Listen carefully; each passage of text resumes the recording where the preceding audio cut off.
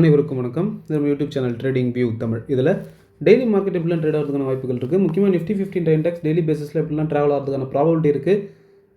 Weekly Nifty 50 எப்படி travel ஆகிறதுக்கான probability இருக்குது. வரக்கூடிய நாட்கள் நிஃப்டி 50 எந்த மாதிரியான வகைகளில் ட்ரேட் ஆகிறதுக்கான வாய்ப்புகள் இருக்குது. மார்க்கெட்டுக்கு இதெல்லாம் மேஜர் சப்போர்ட் அண்ட் ரெசிஸ்டன்ஸாக இருக்கும். முக்கியமான ஈவெண்ட்ஸ் என்ன நடந்துக்கிட்டு இருக்குது, ஓஏ டேட்டா என்ன சொல்லுது, இந்த மாதிரி எல்லா விஷயத்தையுமே டிஸ்கஸ் பண்ணிகிட்ருக்கோம். அந்த வகையில் நம்ம செவ்வாய்க்கிழமை நைட்டு ஒரு வீடியோ போட்டிருந்தோம். பொங்கலுக்கு முன்னாடி சம் லெவல்ஸ் கொடுத்துருந்தோம். அந்த லெவல்ஸில் மார்க்கெட் ட்ரேட் ஆகியிருக்கா இல்லையா, இல்லை மார்க்கெட்டில் தான் நடந்திருக்கு, வரக்கூடிய நாட்கள் மார்க்கெட்டில் என்ன நடக்கிறதுக்கான ப்ராபபிலிட்டி இருக்குது, எல்லாத்தையுமே இந்த வீடியோவில் பார்த்துடலாம் வாங்க. ஸோ இதுதான் நம்ம கொடுத்துருந்த லெவல். என்ன லெவல் கொடுத்துருந்தோம் அப்படின்னா, ஃபஸ்ட்டு சப்போர்ட்டாக 23,046, அதுக்கும் மேலே மார்க்கெட் மேலே வந்துச்சுன்னா 23,166, அதுக்கும் மேலே வந்துச்சுன்னா மார்க்கெட்டுக்கு ரெசிஸ்டன்ஸாக 23,350, அதுக்கும் மேலே மார்க்கெட் வந்துச்சுன்னா 23,600, அதுக்கப்புறம் நம்மளோட ட்ரெண்ட் லைன் இருக்கும் அப்படின்னு சொல்லியிருந்தோம். ஸோ 2 நாளாக மார்க்கெட்டில் என்ன நடந்துச்சு அப்படின்றத பார்த்துடலாம். ஸோ பாருங்கள், 2 நாளாக மார்க்கெட் ஒரு சைடு வேஸ்லேயே மார்க்கெட்டை கொண்டு போயிட்டுருக்காங்க. இந்த மாதிரி என்னதான் மார்க்கெட் சைட் வேஸில் போனாலும் நல்லா நோட் பண்ணணும். என்ன நோட் பண்ணணும் அப்படின்னா, மார்க்கெட் பாசிட்டிவாக க்ளோஸ் பண்ணிகிட்ருக்காங்க. அதாவது 13ஆம் தேதி இங்கே முடிக்கிறாங்க. மார்க்கெட் ஒரு கேப் அப்பில் ஓப்பன் பண்ணிவிட்டு அகைன் ஸ்ட்ரென்த் இல்லாமல் மார்க்கெட் ஒரு செல்லிங் ஆகுது. அகைன் மறுநாள் ஒரு கேப் அப்பில் ஓப்பன் பண்ணிவிட்டு செல் ஆஃப் ஆகுது. அதுக்கப்புறம் மறுபடியும் இன்றைக்கும் ஒரு கேப் அப்பில் மார்க்கெட் ஓப்பன் ஆகிட்டு மார்க்கெட் சைட்வேஸில் தான் மார்க்கெட் மூவ் ஆச்சு. எதுக்காக இன்றைக்கி மார்க்கெட் ஒரு கேப் அப் ஆச்சு அப்படின்னா, யூஎஸில் இன்ஃப்ளேஷன் டேட்டான்னு சொல்லிட்டு ஒரு விஷயம் இருக்குது. அது நேற்று வந்துச்சு. ஸோ அதனால் யூஎஸ் மார்க்கெட் எல்லாமே ஒரு நல்ல ரேலி, ஒரு 500 பாயிண்ட்டு கிட்ட நல்லாவே மேலே போச்சு. ஸோ அதனால் நம்மளுடைய நிஃப்டியும் அந்த குளோபல் நியூஸ்க்கு ஏற்ற மாதிரி ஒரு 150 பாயிண்ட் கேப் அப்பில் ஓப்பன் பண்ணிவிட்டு மார்க்கெட்டை நிறுத்தியிருக்காங்க. ஸோ நம்மளுடைய டெக்னிக்கல் லெவல்ஸ் எப்படி ஒர்க் ஆகியிருக்கு பார்த்திங்கன்னா, எக்ஸாக்டாக நம்மளுடைய லெவல்ஸில் தான் மார்க்கெட் ட்ரேட் ஆகிட்டு இருக்கு. புரியுதுங்களா? இதுதான் நம்ம கொடுத்துருந்தோம். இங்கே பாருங்கள், ரெசிஸ்டன்ஸ்க்கு மேலே வந்ததுனால இந்த ரெசிஸ்டன்ஸ் ஒரு சப்போர்ட் லைனாக மாறிடுச்சு மார்க்கெட்டுக்கு. ஓகேங்களா? ஸோ இந்த சப்போர்ட்லேயே மார்க்கெட் சப்போர்ட் எடுத்து நின்றுட்டு இருந்துச்சு. ஸோ இன்றைக்கி அதுக்கும் மேலே நமக்கு ஒரு ரெசிஸ்டன்ஸ் லைன் இருக்குது. ஸோ மார்க்கெட் ஒரு கேப் அப் கொடுத்தாலும் அதுக்கு மேலே மார்க்கெட்டால் சஸ்டெயின் பண்ண முடியாமல் மார்க்கெட்டை சைட்லேயே கொண்டு போய் அகைன் நம்மளுடைய பாருங்கள், எக்ஸாக்டாக அந்த ரெசிஸ்டன்ஸ் லைனில் தான் மார்க்கெட் க்ளோஸ் ஆகிருக்கு. ஸோ வரக்கூடிய நாட்கள் எப்படி இருக்குன்னு பார்க்குறதுக்கு முன்னாடி அந்த மார்க்கெட் ஒரு நம்மளோட ட்ரெண்ட் லைனை பிரேக் பண்ணிவிட்டு இப்போ கீழே வந்துட்டுருக்காங்க. இப்போ நம்ம ஓவராலாக ஒரு ஸ்டடி பண்ணுவோம். என்ன சொல்லலாம் அப்படின்னா, 1 ஹவரில் மாற்றிக்கலாம். ஓகேங்களா? சிம்பிளாக புரிஞ்சுக்கோங்க. ரொம்ப மார்க்கெட்டை எப்பவுமே சிம்பிளாக அப்ரோச் பண்ணுங்கள், ரொம்ப காம்ப்ளிகேட் பண்ணிக்காதீங்க. சிம்பிள். ஒரு ட்ரெண்ட் லைன் இருந்திருக்கு, அதை மார்க்கெட் பிரேக் பண்ணியிருக்கு. எப்பயுமே நம்மளுடைய ப்ரீவியஸ் வீடியோ, அதாவது சப்போர்ட் அண்ட் ரெசிஸ்டன்ஸ்னால் என்னென்னு ஒரு வீடியோ போட்டிருப்போம், நான் சொல்கிறேன். அந்த வீடியோவில் போய் பாருங்கள். எப்பயுமே மார்க்கெட் இதெல்லாத்தையும் ரேஸ் பண்ணிக்கிறேன். எப்பயுமே மார்க்கெட் நல்லா இதை நோட் பண்ணிக்கோங்க. ஒரு லெவலை இப்படி கீழே இருந்து பிரேக் பண்ணாலோ இல்லை மேலே இருந்து இப்படி கீழே பிரேக் பண்ணாலும், எப்போ ஒரு பிரேக் அவுட் நடந்தாலும் ஒரு ரீட்ரேஸ்மெண்ட் மறுபடியும் அந்த பிரேக் ஆன இடத்து வரைக்கும் வந்துட்டு தான் மார்க்கெட் ஃபர்தராக கீழே போகும். இப்போ கீழே போயிட்டுருக்க மார்க்கெட்டு ஒரு இடத்த ஒரு பாயிண்ட்டை பிரேக் பண்ணிச்சுன்னா அகைன் அந்த லெவலை ரீட்ரேஸ் பண்ணிவிட்டு தான் மார்க்கெட் ஃபர்தராக கீழே போகும். ஓகேங்களா? இது ஒரு 95% இப்படி நடக்கிறது. 90 to 95 எல்லா டைமும் இப்படி நடக்குமா அப்படின்னு சொல்ல முடியாது. But most of the time இந்த மாதிரி தான் நடக்கும். ஓகேங்களா? இப்போது அதே சினாரியோ இங்கே பாருங்கள். மார்க்கெட் கீழே வந்தாங்க. இந்த ட்ரெண்ட் லைனில் சப்போர்ட் எடுத்துகிட்டு மறுபடியும் அங்கே சப்போர்ட் ஆக முடியாமல் இப்படி கீழே வந்திருக்காங்க. ஸோ மறுபடியும் மார்க்கெட் ஒரு ரீட்ரேஸ்மெண்ட்டுக்காக இப்படி மேலே போகலாம். ஓகேங்களா? மேலே போயிட்டு இந்த ட்ரெண்ட் லைன் வரைக்கும் கூட போயிட்டு அங்கேருந்து ஒரு செல் ஆஃப் நடக்கிறதுக்கான ப்ராபபிலிட்டி நிறையவே இருக்குது. ஓகேங்களா? எஃப்ஐஎஸ் கண்டினியூஸாக செல்லிங் மட்டும்தான் பண்ணிக்கிட்டு இருக்காங்க. அதனால தான் மார்க்கெட் மேலே போக முடியாமல் திணறிட்டு இருக்குது. என்றைக்கு எஃப்ஐஎஸ் பைக்கு வராங்களோ அன்றைக்கி தான் மார்க்கெட் மேலே ஏறும். அது வரைக்கும் டிஐஎஸும் சரி, நம்மள மாதிரி ரீட்டைல் ட்ரேடர்ஸும் சரி, எவ்வளோ தான் நம்ம புஷ் பண்ணாலும் மார்க்கெட் மேலே போகிறதுக்கான வாய்ப்புகளே கிடையாது. சரி, ஓகே. இப்போ மேலே போயிட்டுருக்கு மார்க்கெட். எது வரைக்கும் இன்னும் ஃபர்தராக மேலே போகிறதுக்கான ப்ராபபிலிட்டி இருக்குது அப்படின்னா, நம்ம கொஞ்சம் லெவல்ஸை மாற்றிக்கலாம்.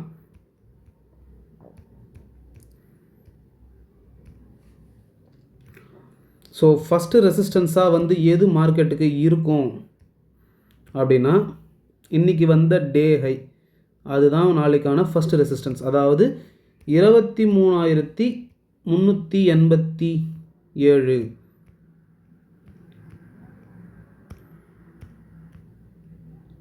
இந்த ரீஜன் தான் வந்து நாளைக்கான மொதல் சப்போஸ் மார்க்கெட் அதை பிரேக் பண்ணி மேலே போகுது அப்படின்னா அடுத்தது வந்து ஒரு டெக்னிக்கலான ஒரு மேஜிக்கல் நம்பர், அதாவது 23,500 550 இந்த ரீஜன் வரைக்கும் மார்க்கெட் போகிறதுக்கான ப்ராபபிலிட்டி இருக்குது. சப்போஸ் மார்க்கெட் அதையும் பிரேக் பண்ணி மேலே வராங்க அப்படின்னா 23,800 இந்த ரீஜன் வரைக்கும் மார்க்கெட் போகிறதுக்கான ப்ராபபிலிட்டி இருக்குது. இன்னும் ஒரு விஷயம் நல்லா நோட் பண்ணணும், இது ஃபுல்லாகவே வந்து ரெசிஸ்டன்ஸ் ஜோன்.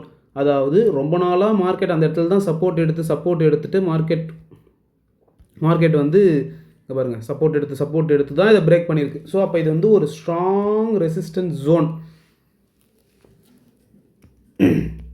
ஓகேங்களா? ஸோ அதனால் மார்க்கெட் வந்து என்ன தான் மேலே வர மாதிரி காட்டினாலும் மார்க்கெட் அங்கேருந்து கீழே இருக்கிறதுக்கான ப்ராபபிலிட்டி இருக்குது. ஸோ ரொம்பவே கவனமாக இருக்கணும். மார்க்கெட் ஓகே இந்த லைன் இப்போ நான் அதுக்கு முன்னாடியே நம்மளோட வீடியோஸ் பார்த்துட்டு இருக்கோம் தெரியும், ஒரு லைனாக போடக்கூடாது. இது வந்து இப்படி ஒரு ஜோனாக தான் நம்ம எப்பயுமே மார்க் பண்ணி ட்ரேட் பண்ணணும். ஓகேங்களா? நம்ம வீடியோவில் சொல்கிறதுனால இந்த மாதிரி லைன்ஸாக போட்டிருக்கோம். ஸோ இந்த லைனுக்கு மேலே மார்க்கெட் போயிடுச்சு, ஸோ இதுக்கப்புறம் ஃபர்தராக இங்கே போயிடும், மறுபடியும் இந்த மார்க்கெட் மேலே போயிடுச்சு இப்படி போயிடும், அந்த மாதிரியான மென்டாலிட்டி வச்சுக்கூடாது. இது ஃபுல்லாமே இப்போ ரெசிஸ்டன்ஸ் ஜோனில் தான் மார்க்கெட் நின்றுருக்கு. எப்போ வேணால் மார்க்கெட் ஃபால் ஆகலாம். ஓகேங்களா? ஏன்னா மார்க்கெட் டவுன் ட்ரெண்டில் இருக்குது, மார்க்கெட் கூடவே தான் நம்ம ட்ராவல் பண்ணணும். மார்க்கெட்டுக்கு அகைன்ஸ்டாக ஒரு விஷயத்தை யோசிக்கக்கூடாது.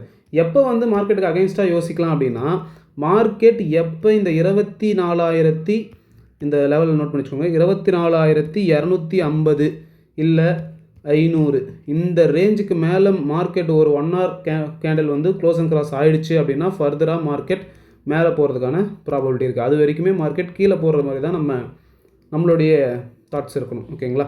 ஸோ அடுத்தது எதெல்லாம் சப்போர்ட்டாக இருக்கும் அப்படின்னா ஃபஸ்ட்டு சப்போர்ட்டாக வந்து 23,271 23,300 அந்த ரீஜன் இருக்கலாம்.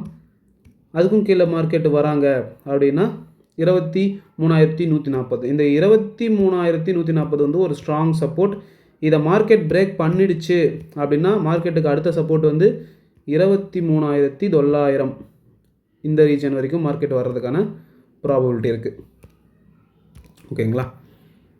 சாரி 23,900 ரேஞ்ச் வரைக்கும் மார்க்கெட் வர்றதுக்கு ப்ராபபிலிட்டி இருக்குது.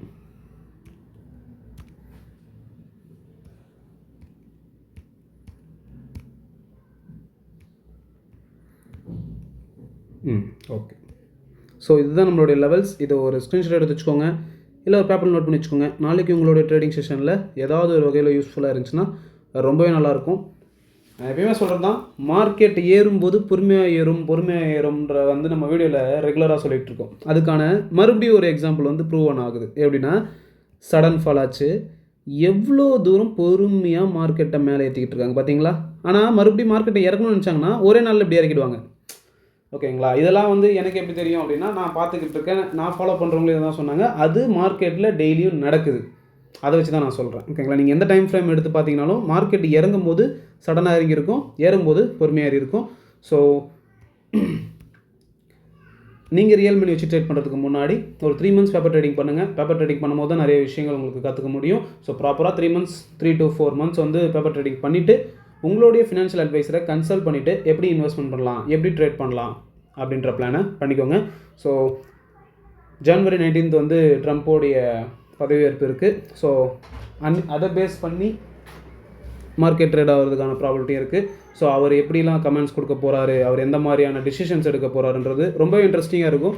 ஸோ உங்களுக்கான ட்ரேடிங் செட்டப் வர வரைக்கும் வெயிட் பண்ணுங்கள். அப்படி உங்களுக்கான ட்ரேடிங் செட்டப் வரல, எனக்கு வந்து கொஞ்சம் கன்ஃபியூசிங்காக இருக்குது, இல்லை எனக்கு இன்னுமே வந்து கிளாரிட்டி இல்லை அப்படின்னா தயவுசெய்து ட்ரேடே பண்ணாதீங்க. உங்களுக்கான ட்ரேடிங் செட்டப் வந்தால் மட்டும் ட்ரேட் பண்ணுங்கள். அது வரைக்கும் வெயிட் பண்ணி வாட்ச் பண்ணுங்கள். அந்த பொறுமையாக இருந்து மட்டும்தான் அதை வாட்ச் பண்ண முடியும்.